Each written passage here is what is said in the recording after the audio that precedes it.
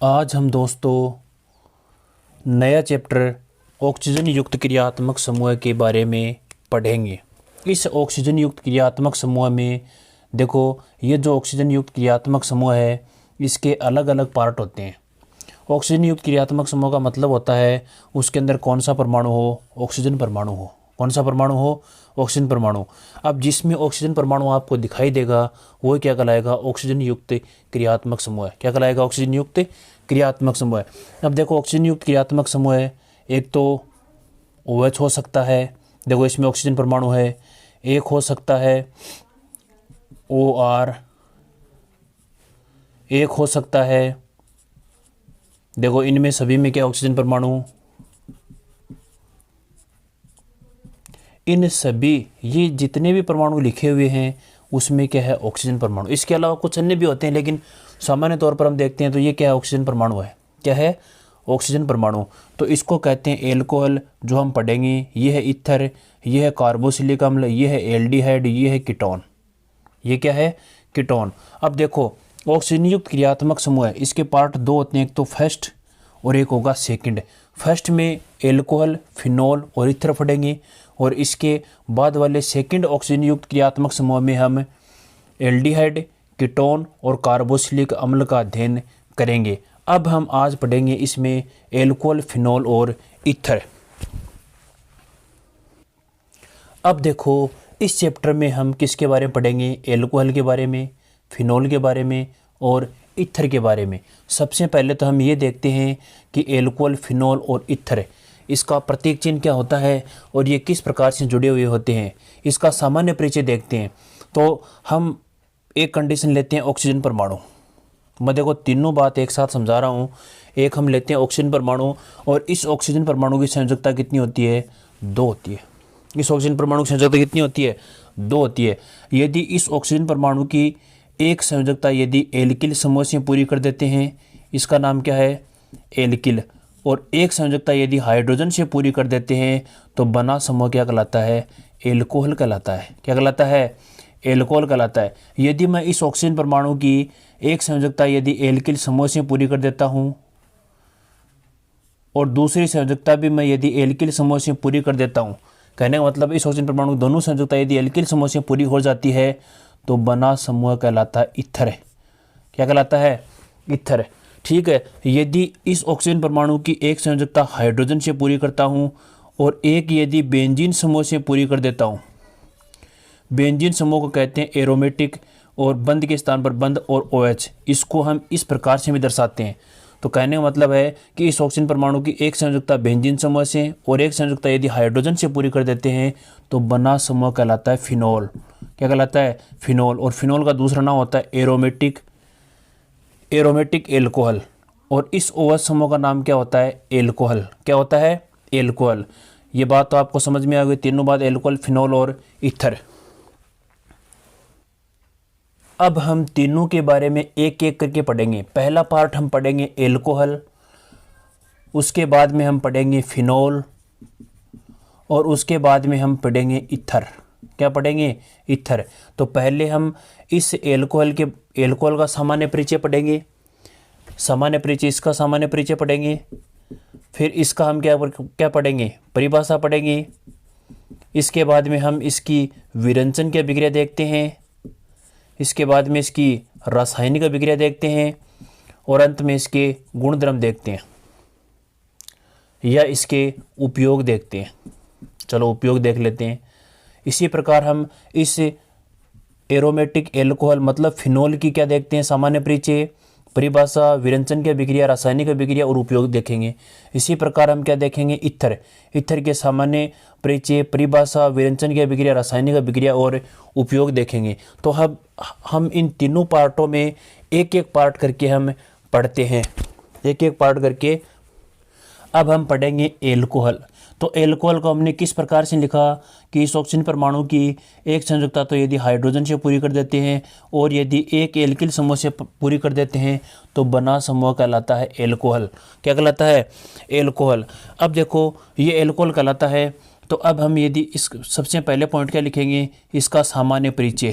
क्या लिखेंगे, इसका सामान्य परिचय। सामान्य परिचय में क्या लिखेंगे कि इस एल्कोहल में आपको क्या दिखाई दे रहा है, इस एल्कोहल में OH समूह आपको दिखाई दे रहा है। कौन सा क्रियात्मक समूह है, OH क्रियात्मक समूह है। इस क्रियात्मक समूह का पूर्व लगन, इस OH का एक तो होता है पूर्व लगन जो पहले जुड़ता है, और एक होता है अनुलगन। इस जो एल्कोहल है OH क्रियात्मक समूह हो गया, इसका पूर्व लगन होता है हाइड्रोक्सी, इसलिए इस समूह का नाम क्या होता है, हाइड्रोक्सिल। क्या बोलते हैं, इसका पूर्व लगन हो गया हाइड्रोक्सी और अनुलगन हो गया ओल। अनुलगन क्या हो गया, ओल। ये तो बात समझ में आ गई कि इसके सामान्य परिचय में OH क्रियात्मक समूह, पूर्व लगन है हाइड्रोक्सी, अनुलगन है ओल। अब अनुलगन ओल, यदि इसका विपेशीय नाम लिखते हैं तो क्रियात्मक समूह के अंत में ओल जोड़ते हैं, और पूर्व लगन लिखते हैं तो प्रतिस्थापी समूह के रूप में क्या लगाते हैं, हाइड्रोक्सी। क्या लगाते हैं, हाइड्रोक्सी। यह तो होगा इसका सामान्य परिचय। अब हम पढ़ते हैं इसकी परिभाषा। क्या पढ़ते हैं, परिभाषा। परिभाषा में क्या है कि परिभाषा में आपने ये देखा कि जो हाइड्रोकार्बन होते हैं, क्या होते हैं, हाइड्रोकार्बन। हाइड्रोकार्बन में क्या होते हैं, कार्बन और हाइड्रोजन होते हैं। कहने का मतलब है संतृप्त भी होते हैं और असंतृप्त भी होते हैं। लेकिन एल्किल जो एल्कोहल होते हैं, वो इसमें जो एल्कोहल होगा वो किसके उत्पन्न होते हैं, एल्केनों के। किसके उत्पन्न होते हैं, एल्केनों के। और एल्केनों में हमेशा क्या होता है, मान लेते हैं, एक उदाहरण लिख दिया मैंने RCH3, और एल्किल समूह लिख दिया, एक उदाहरण लिखा है RCH3, ये हाइड्रोकार्बन है। इस हाइड्रोकार्बन से आपको बनाना क्या है, एल्कोहल। क्या बनाना है, एल्कोहल बनाना है। तो कैसे बनाएंगे कि इस पर मतलब OH समूह है, OH समूह यदि इस मतलब एल्केन हाइड्रोकार्बन पर जुड़ेगा तो कैसे जुड़ेगा, हाइड्रोजन परमाणु को हटाकर। हाइड्रोजन परमाणु को हटाकर। यदि एक हाइड्रोजन परमाणु को हटा देते हैं, देखो मैं यहाँ पर लिख रहा हूँ, एक हाइड्रोजन परमाणु को हटा दिया तो बताओ एक OH समूह जुड़ गया। क्या जुड़ गया, एक OH समूह जुड़ गया। यदि मैं दो हाइड्रोजन परमाणु को हटा देता हूँ तो दो OH समूह जोड़ देता हूँ। यदि मैं तीनों को हटा देता हूँ तो बताओ 3 OH समूह जोड़ देते हैं। ये बात सही है, ये बात तो सही है कि यदि एक हटेगा तो एक जुड़ जाए, दो हटेगा दो जुड़ जाएंगे, तीन हटेगा तीन जुड़ जाएंगे। तो अब एक बात और आपको याद रखनी है कि यदि एक ही कार्बन परमाणु पर, यदि एक ही कार्बन परमाणु पर, देखो एक ही कार्बन है, इस पर 2 या 2 से अधिक OH समूह जुड़े हुए होते हैं। ये आगे ध्यान में रखनी है बात कि एक ही कार्बन परमाणु पर 2 या 2 से अधिक हाइड्रोक्सी समूह जुड़े होते हैं, मतलब OH समूह जुड़े हुए होते हैं, तो वह समूह अस्थायी होता है। क्या होता है, अस्थायी। और तुरंत में क्या कर लेते हैं, जलकाणु बाहर निकाल देते हैं। तुरंत में क्या कर लेते हैं, जलकाणु बाहर निकाल देते हैं। तो कहने का मतलब है कि ये OH समूह एक कार्बन का यदि हाइड्रोजन परमाणु होते हैं, वो एक OH जुड़ जाता है, और निकटवर्ती का भी हटा सकते हैं और उससे निकटवर्ती का भी हटा सकते हैं।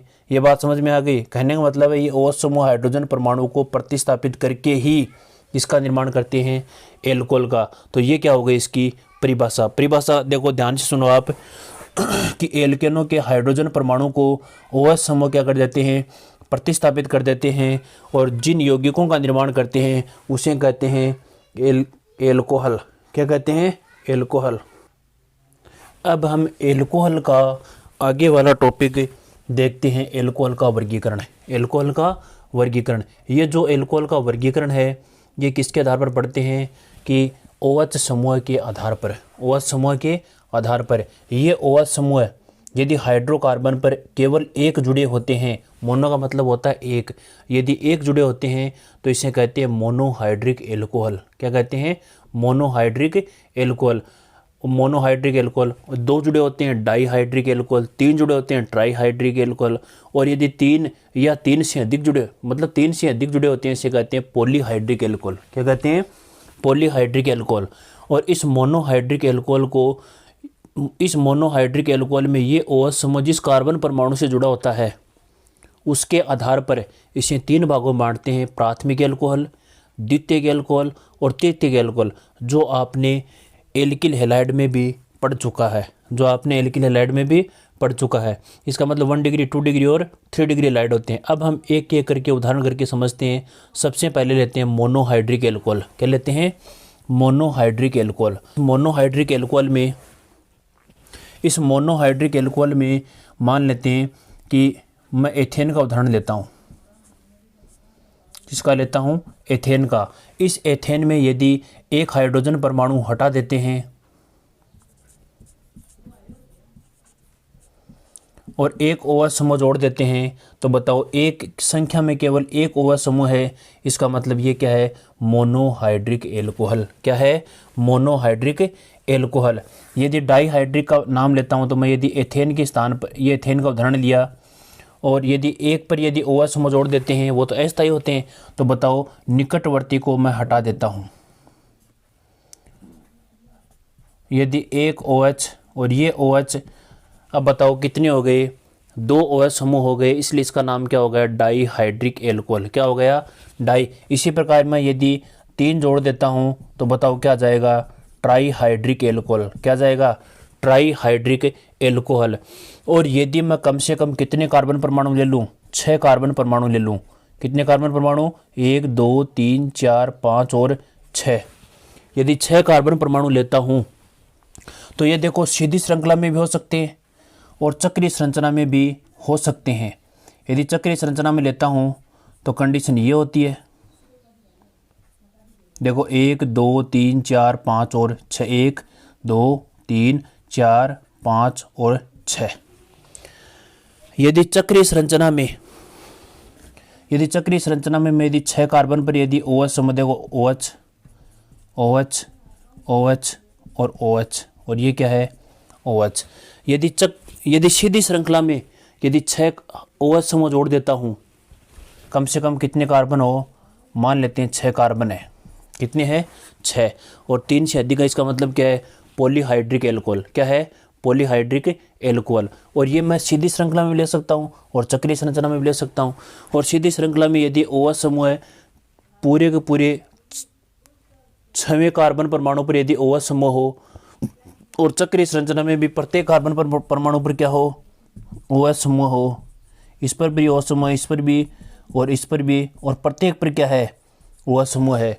तो यदि सीधी श्रृंखला में OH समूह है तो उसका नाम बन जाता है सार्बिटोल। क्या बन जाता है? सार्बिटोल।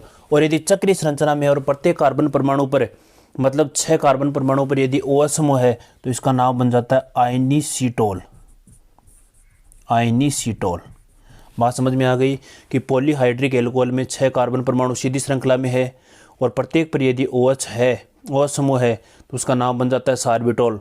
कई बार परीक्षा में क्वेश्चन आया हुआ सार्बिटोल, ठीक है। और यदि 6 कार्बन परमाणु चक्रीय संरचना में है और प्रत्येक पर यदि OH समूह है तो क्या बन जाता है? आयनीसीटोल। क्या बन जाता है? आयनीसीटोल बन जाता है।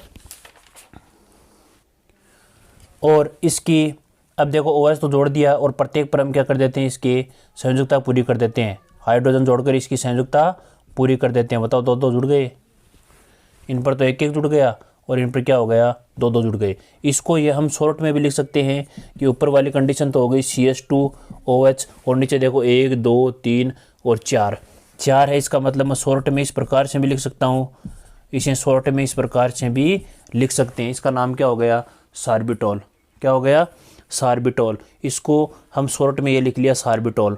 और ये क्या है? आयनीसीटोल। और इस पर हम संयुक्तता पूरी करने के लिए क्या कर देते हैं? 1 2 3 और 1 क्या जोड़ देंगे? हाइड्रोजन। ये क्या बन गया? आयनीसीटोल। क्या बन गया? तो मोनोहाइड्रिक एल्कोहल, डाईहाइड्रिक एल्कोहल और ट्राई, और उसके बाद में पॉलीहाइड्रिक एल्कोहल। अब देखो मोनोहाइड्रिक एल्कोहल में, किसमें? मोनोहाइड्रिक एल्कोहल में। इसको मिटा रहा हूँ मैं, देखो। अब देखो ये है मोनोहाइड्रिक एल्कोहल। इस मोनोहाइड्रिक एल्कोहल में मैं 3 कंडीशन लिख रहा हूँ। एक तो ये कंडीशन है, एक कंडीशन में ये लिख रहा हूँ, और एक कंडीशन है ये।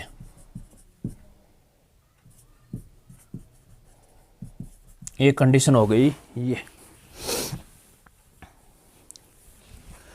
अब देखो ये मोनोहाइड्रिक एल्कोहल आपने सारणी में पीछे देखा है कि मोनोहाइड्रिक एल्कोहल को फिर इस OH समूह जिस कार्बन परमाणु जुड़े होते हैं, सहलगन होते हैं, उसके आधार पर हम 3 भागों में बांटते हैं। देखो ये OH समूह या sp3 संकरण के आधार पर है। किसके आधार पर है? sp3 संकरण के आधार पर। कहने का मतलब है कि ये OH समूह जिस कार्बन परमाणु से जुड़े होते हैं वह केवल एक अन्य कार्बन परमाणु से जुड़ा होता है। इसका मतलब वो क्या होता है? 1 डिग्री एल्कोहल। क्या होता है? 1 डिग्री एल्कोहल। और इसी प्रकार ये OH समूह जिस कार्बन से जुड़ा होता है वह कार्बन 2 अन्य से डायरेक्ट जुड़ा होता है। इसका मतलब वह कार्बन क्या कहलाता है? 2 डिग्री कार्बन। और उस एल्कोहल का नाम क्या होता है? 2 डिग्री एल्कोहल। और 3 डिग्री का मतलब क्या होता है? ये OH समूह जोड़ दिया। ये OH समूह जिस कार्बन परमाणु जुड़े होते हैं वह कार्बन सीधे 3 अन्य कार्बन परमाणु जुड़े होते हैं, तो वह कार्बन क्या कहलाता है? 3 डिग्री। क्या कहलाता है?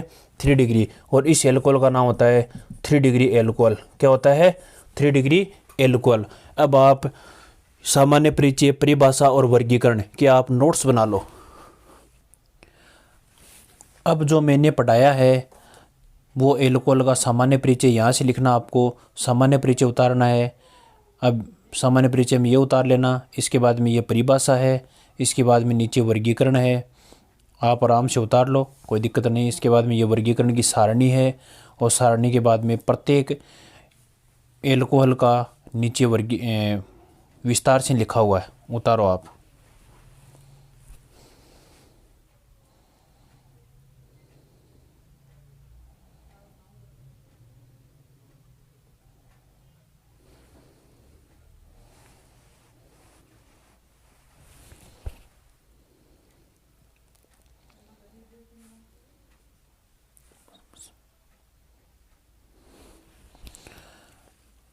अब इस मोनोहेलो एल्केन का सामान्य सूत्र होता है CnH2n+1। आगे है OH, ये सामान्य सूत्र लिख लेना। इसके बाद में प्राथमिक 1 डिग्री, 2 डिग्री और 3 डिग्री एल्कोहल, ये और उतार लो आप। जो मैंने बताया था C और OH के सहलगन बंध के आधार पर प्राथमिक, द्वितीयक और तृतीयक एल्कोहल 3 प्रकार के होते हैं, उसके उदाहरण और उसकी परिभाषा।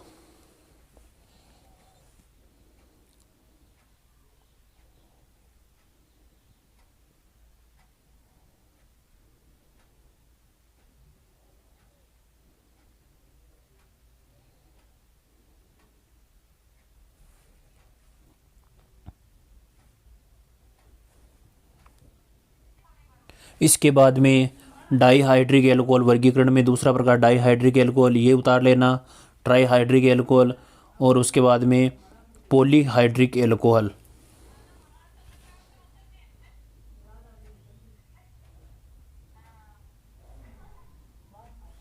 पॉलीहाइड्रिक एल्कोहल में कम से कम 6 कार्बन परमाणु पर OH समूह होता है, इसलिए इसे हम कहते हैं हेक्साहाइड्रिक एल्कोहल। क्या कहते हैं? हेक्साहाइड्रिक एल्कोहल। इसके 2 होते हैं, सीधी श्रृंखला में होता है सार्बिटोल और चक्रीय संरचना में होता है आइनिसिटोल।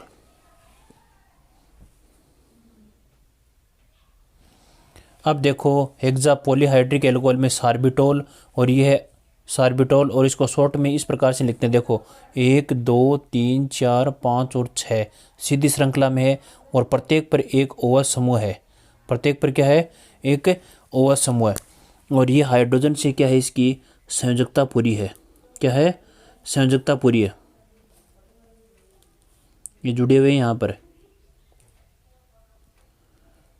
ये संयोजकता पूरी है इसकी, ठीक है। और इसे कहते हैं सार्बिटोल, और शॉर्ट में कहते हैं CH2, और CH2 तो नीचे की तरफ है, और 1 2 3 4 CHOH है, इसलिए हम कोष्टक में लगा दिया 4। और ये चक्रीय संरचना है, इसे कहते हैं आइनिसिटोल, और संख्या में कितने हैं? 6 कार्बन परमाणु है।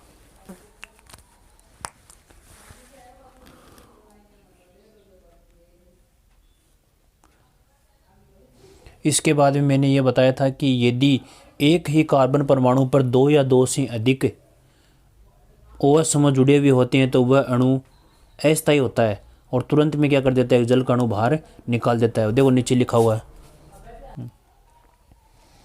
देखो ये एक पर क्या है? 2 OH समूह है, तो थोड़ा सा गर्म होते ही ये जल का अणु बाहर निकाल देते हैं। देखो एक का H और एक का OH, ये जल का अणु बाहर निकल गया, और बन क्या गया? एल्डिहाइड। क्या बन गया? एल्डिहाइड। और एल्डिहाइड के हम विरंजन की अभिक्रिया में हम देखेंगे इसको वापिस। और जल का अणु बाहर निकल गया। अब हम इससे आगे वाला टॉपिक पढ़ेंगे एल्कोहल का नामकरण। एल्कोहल का नामकरण, और एल्कोहल के नामकरण के लिए इसकी 3 पद्धतियाँ होती है। पहली पद्धति में हम नाम लिखेंगे साधारण नाम पद्धति, दूसरी पद्धति होगी व्युत्पन्न पद्धति, और तीसरी पद्धति आप अच्छी तरह से जानते हैं आईयूपीएसी पद्धति। कौन सी पद्धति? आईयूपीएसी पद्धति। तो हम एल्कोहल का यदि साधारण नाम लिखते हैं तो मान लेते हैं एल्कोहल आपको इस प्रकार से दिया हुआ होगा ROH। क्या दिया हुआ होगा? ROH। और साधारण जो नाम पद्धति होती है वो आप सूत्र देखकर उसको सरल तरीके से लिख सकें, वही पद्धति क्या होती है? साधारण पद्धति।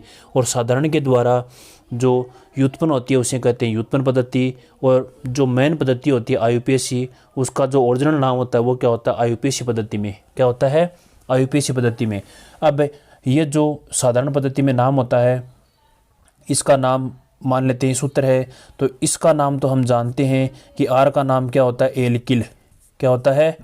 एल्किल। और आगे वाला नाम ऐसा का ऐसा लिख देते हैं, तो एल्किल, और इसका नाम हम क्या कहते हैं? साधारण रूप से एल्कोहल। क्या कहते हैं? एल्कोहल। तो इसका साधारण नाम पद्धति में नाम क्या हो गया? Alkyl alcohol. क्या हो गया? Alkyl alcohol. मैं यदि इसके स्थान पर 2-3 उदाहरण लेता हूँ। यदि मैं यहाँ पर लेता हूँ CH3OH, तो इसका नाम क्या बन जाता है? इस एल्किल का नाम क्या होता है? मेथिल। क्या होता है? मेथिल। और इसका नाम क्या हो जाता है? एल्कोहल। तो इसका नाम क्या हो गया? Methyl alcohol. क्या हो गया? Methyl alcohol. इसी प्रकार मैं यदि इसके स्थान पर यदि मैं एथिल ले लेता हूँ तो इसका नाम क्या हो जाता है? Ethyl alcohol. देखो इसका नाम क्या हो गया? एथिल। 2 कार्बन परमाणु के एल्किल समूह को कहते हैं एथिल, और इसका नाम क्या हो गया? Ethyl alcohol. Ethyl alcohol. ठीक है। इसको हम शॉर्ट में कई बार इस प्रकार से भी लिखा होता है कि कार्बन परमाणु कितने होते हैं? 2, 1 और 2। हाइड्रोजन परमाणु कितने हो गए? 5, 3 और 2 5। और आगे हम इस प्रकार से भी लिख सकते हैं, इस प्रकार से भी। तो C2H5OH को भी हम क्या कहते हैं? Ethyl alcohol. क्या कहते हैं? Ethyl alcohol. यदि इसके स्थान पर कौन सी कंडीशन हो? ये कंडीशन हो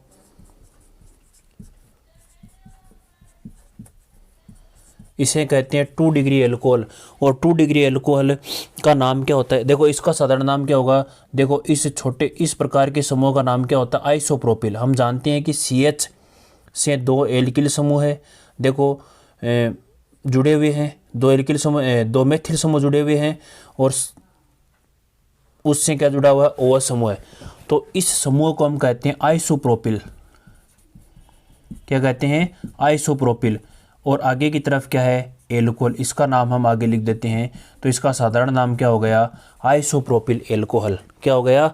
आइसोप्रोपिल एल्कोहल। यदि इसी प्रकार यदि एक कार्बन परमाणु से 2 जुड़े होते हैं तो हो जाता है आइसोप्रोपिल, और 3 जुड़े होते हैं, देखो 3 जुड़े होते हैं, और साथ में क्या जुड़ा हुआ? OH।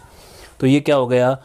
तृतीयक ब्यूटिल एल्कोहल। 1, 2, 3 और 4 को कहते हैं तृतीयक ब्यूटिल या टर्सरी ब्यूटिल। तृतीयक ब्यूटिल एल्कोहल। तो इसका नाम क्या होगा? तृतीयक ब्यूटिल एल्कोहल। देखो यदि प्राथमिक, द्वितीयक और तृतीयक के रूप में हम यदि वर्गीकरण करते हैं तो ये तो क्या हो गया? OH समूह कार्बन जुड़ा होता है प्राथमिक 1 डिग्री, ये क्या है? 2 डिग्री, और ये क्या है? 3 डिग्री। तो ये नाम लिखने आपको समझ में आ गए होंगे। यदि एक कंडीशन और हो सकती है कि यदि कार्बन परमाणु कम से कम कितने हो? 3 या 3 से अधिक हो, और सीधी श्रृंखला में है।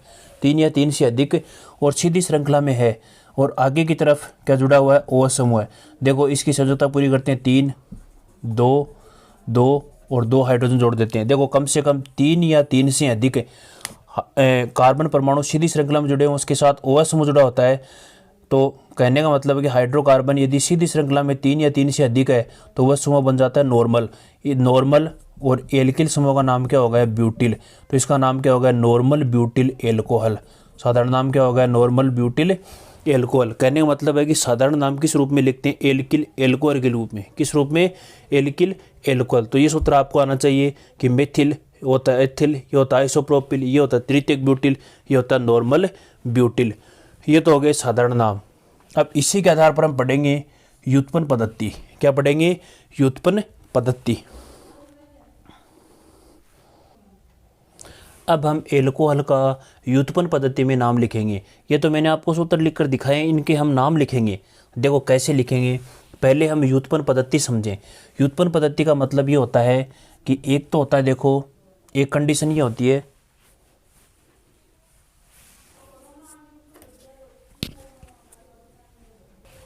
अब देखो एक कंडीशन तो ये होती है कि C डबल बॉन्ड O, इसे तो कहते हैं कार्बोनिल। आपको कंफ्यूज हो सकता है यहाँ पर। देखो एक तो होगा कार्बोनिल और एक होगा कि OH समूह है जिस कार्बन परमाणु से जुड़े होते हैं।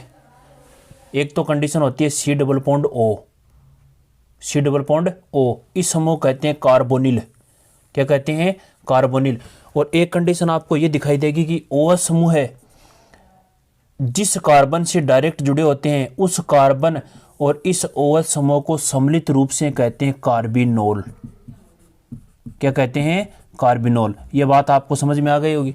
तो आपको व्युत्पन्न पद्धति में आपको पहचान करनी है कार्बिनोल की। किसकी पहचान करनी है, कार्बिनोल की। तो कार्बिनोल का मतलब क्या होगा कि ये OH समूह जिस कार्बन से डायरेक्ट जुड़े होते हैं, उस कार्बन परमाणु और OH समूह का सम्मिलित रूप कहलाता है कार्बिनोल। क्या कहलाता है, कार्बिनोल। अब इस कार्बिनोल का अंत में तो लिख देंगे इस कार्बिनोल का नाम, और इसके पहले हमेशा लिखते हैं एल्किल समूह का नाम। किसका नाम लिखते हैं, एल्किल समूह का नाम। तो हम किस प्रकार से लिखेंगे, जो भी आपको सूत्र दिया हुआ होगा उस सूत्र में एल्किल और लास्ट में लगा देंगे कार्बिनोल। क्या लगा देंगे, कार्बिनोल। देखो हम सूत्र का नाम लिखते हैं उत्पन्न पद्धति में। देखो OH समूह है, हाइड्रोजन से तो कोई मतलब ही नहीं। हाइड्रोजन क्या है, उसकी संयोजकता पूरी कर रहा है।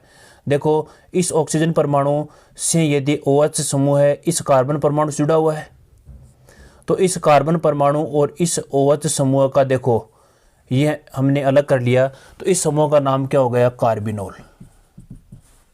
क्या हो गया, कार्बिनोल। देखो इसके पीछे कोई एल्किल समूह है क्या, नहीं है। इसका मतलब केवल ये क्या है, कार्बिनोल। केवल क्या है, कार्बिनोल। इसी प्रकार हम देखो दूसरा उदाहरण देखते हैं। देखो आपको पहले व्युत्पन्न पद्धति नाम आते हैं, आपको पहचान करनी है कार्बिनोल की। ये OH समूह है जिस कार्बन से जुड़ा होता है, उस कार्बन और OH समूह को सम्मिलित रूप से क्या कहते हैं, कार्बिनोल। ये तो हो गया कार्बिनोल। क्या हो गया, कार्बिनोल। और इस कार्बिनोल के अलावा जो भी समूह आपको दिखाई देंगे वह समूह क्या होगा, एल्किल। अब उस एल्किल का नाम मेथिल भी हो सकता है, एथिल भी हो सकता है। यदि दो मेथिल समूह होते हैं तो उसका नाम लगा देते हैं डाइमेथिल। और तीन यदि एक समान मेथिल समूह होते हैं तो उसका नाम होता है ट्राइमेथिल। और यदि एथिल मेथिल होते हैं तो उसका नाम क्या हो जाता है, अंग्रेजी वर्णमाला से एथिल मेथिल। अंग्रेजी वर्णमाला से एथिल मेथिल। देखो इसमें पहले देखो ये सूत्र देखते हैं हम। ये OH समूह जिस कार्बन जुड़ा होता है, इसका नाम तो क्या हो गया, कार्बिनोल।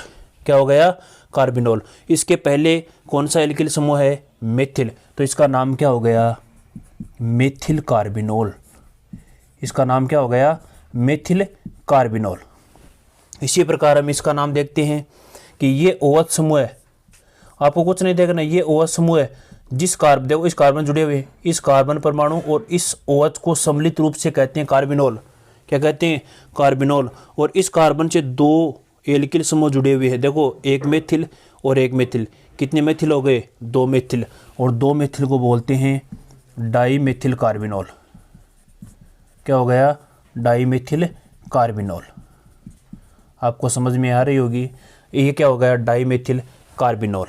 यदि मैं इसके स्थान पर यदि मैं इस प्रकार से कर दूं CHOH और यहाँ पर थोड़ा सा चेंज कर देता हूँ, यहाँ पर जोड़ देता हूँ एथिल, तो आपको ये तो क्या हो गया, कार्बिनोल। दिमाग में चल रहा है कि अब देखो एक एथिल और एक क्या है, मेथिल। अंग्रेजी में कौन पहले आ रहा है, एथिल। बाद में कौन आ रहा है, मेथिल।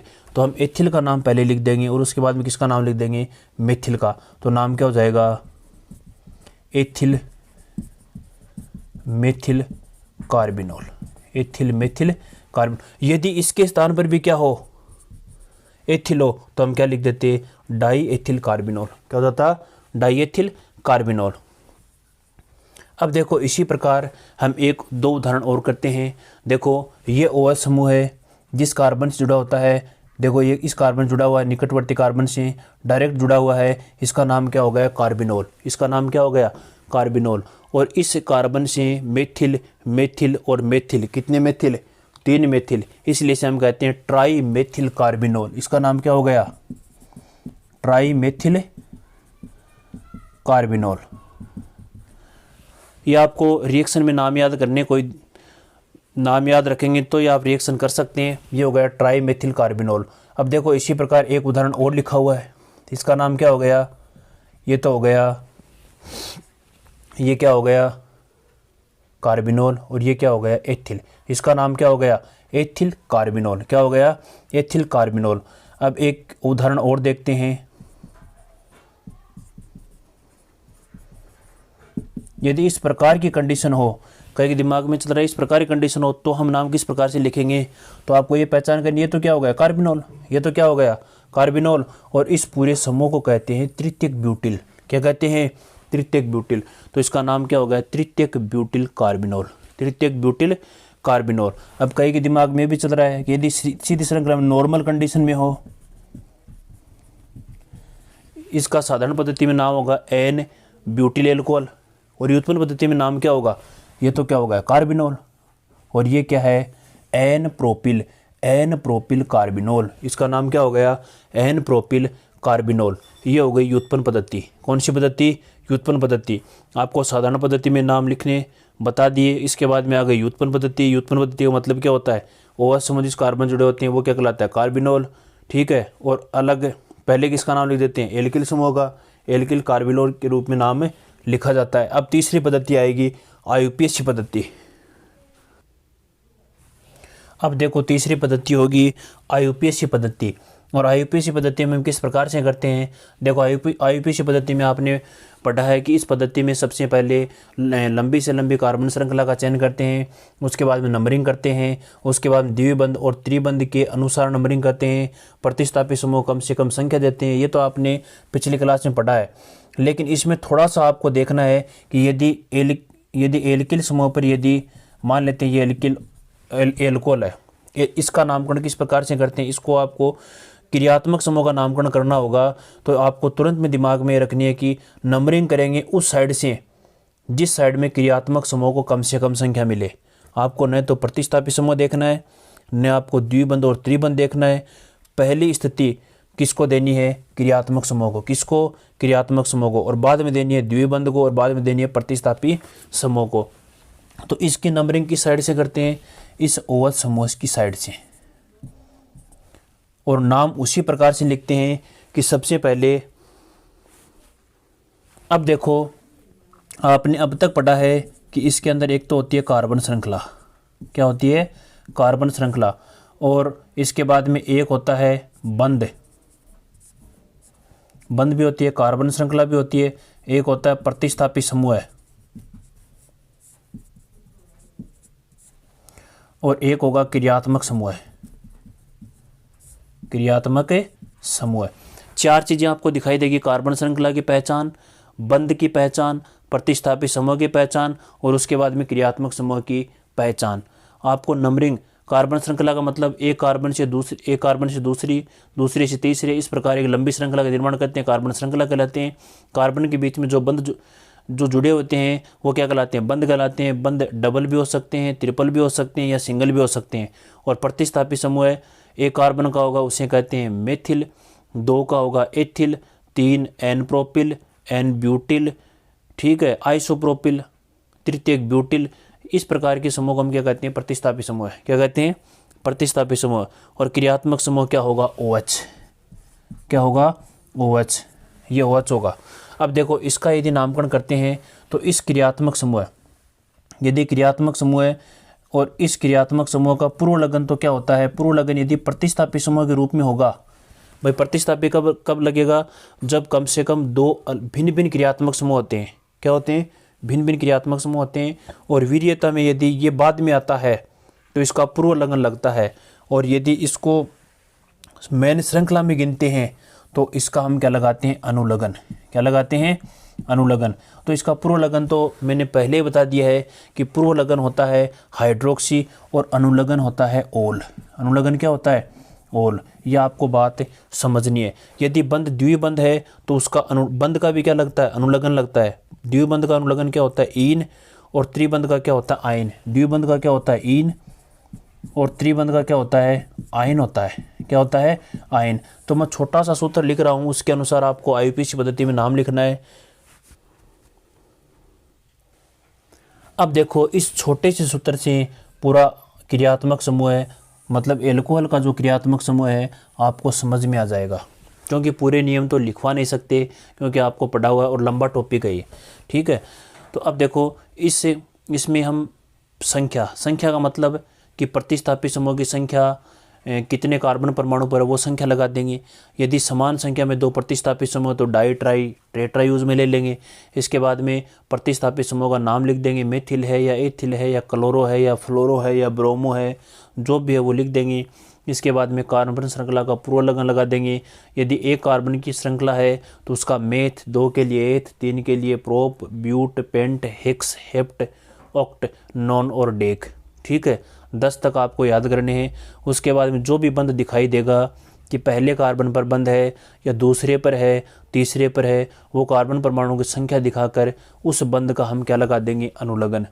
एक बंध के लिए एन, 2 बंध के लिए द्विबंध के लिए क्या लगा देंगे, ईन, और त्रिबंध के लिए आयन लगा देंगे। और लास्ट में हम क्रियात्मक समूह का अनुलगन लगा देंगे।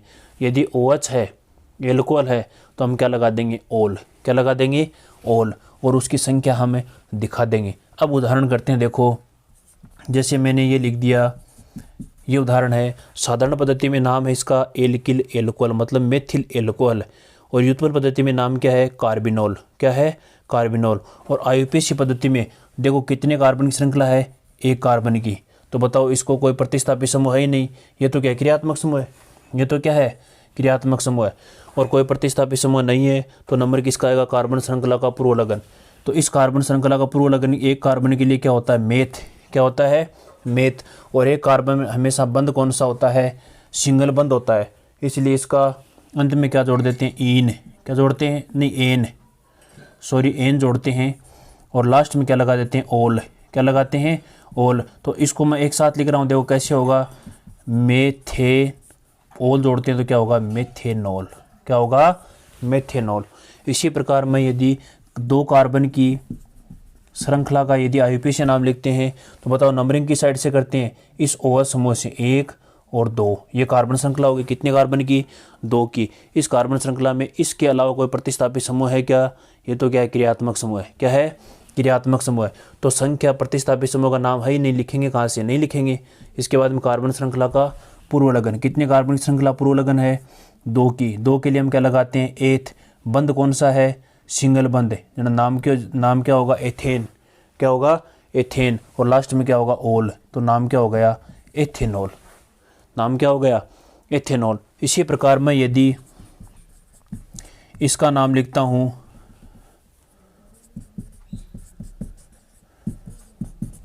देखो, तो इस सूत्र का यदि नाम लिखते हैं तो किस प्रकार से लिखेंगे, देखो 1 2, यहाँ से यदि नंबरिंग करेंगे तो 2 ही कार्बन की श्रृंखला है, यहाँ से करेंगे 1 2 और 3, कम से कम कितने कार्बन की, 3 कार्बन की श्रृंखला है। अब देखो, इस पर यदि करते हैं तो इस प्रकार से करेंगे, तो 1 2 और 3, देखो दूसरे पर क्या आ गया, OH, तो नाम क्या हो गया, प्रोपेन। 3 के लिए प्रोप, बीच में बंद है सिंगल, प्रोपेन। क्या होगा, प्रोपेन। तो नाम क्या हो जाएगा, प्रोपेन टू ओल।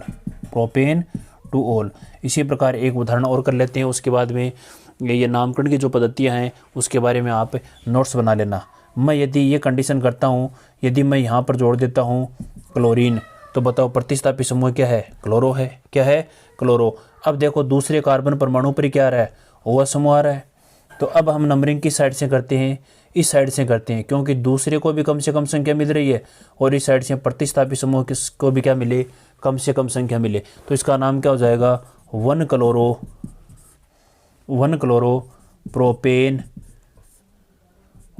टू ओल। यदि एक प्रतिस्थापी समूह और हो, मान लेते हैं यहाँ पर जोड़ दिया जाए, और यहाँ पर यदि ब्रोमो हो तो हम किस साइड से नंबरिंग करेंगे? देखो, एक पर भी क्लोरो और 3 पर भी क्या है? ब्रोमो है, तो हम नंबरिंग करेंगे ब्रोमो की साइड से। क्यों? क्योंकि ब्रोमो बी से स्टार्ट हो रहा है और क्लोरो सी से स्टार्ट हो रहा है, इसलिए हम नंबरिंग करेंगे इस साइड से। तो नाम क्या हो जाएगा? 1 ब्रोमो। नाम क्या हो जाएगा? 1 ब्रोमो और 3 क्लोरोप्रोपेन टू ओल। इस प्रकार से आप इन तीनों पद्धतियों के उदाहरण मैंने समझा दिए, और उदाहरण आप भी करके समझ सकते हैं। अब आप नोट्स बनाओ। अब यहाँ से लिखना स्टार्ट करो आप कि इसकी 3 पद्धतियाँ हैं, साधारण नाम पद्धति, व्युत्पन्न पद्धति और आईयूपीएसी। पहली पद्धति का नाम लिखते हैं साधारण नाम पद्धति में, और इसका नाम होता है ROH, शॉर्ट में लिख दिया एल्किल एल्कोहल। और ये उदाहरण है, ये उतार लो। इसके बाद में व्युत्पन्न पद्धति आएगी। व्युत्पन्न पद्धति में C और OH समूह कार्बिनोल कहते हैं, इसका सम्मिलित रूप कार्बिनोल। इसके अलावा जो भी आपको प्रतिस्थापी समूह दिखाई देंगे, फिर इसके उदाहरण उतार लेना। ये उतारो यहाँ से लेकर यहाँ तक।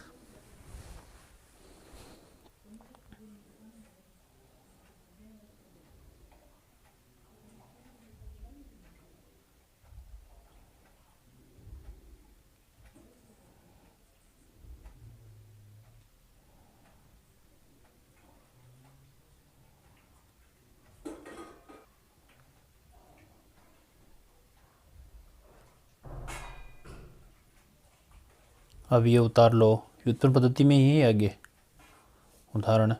इसके बाद में आईयूपीएसी पद्धति में यहाँ तक उतार लो आप।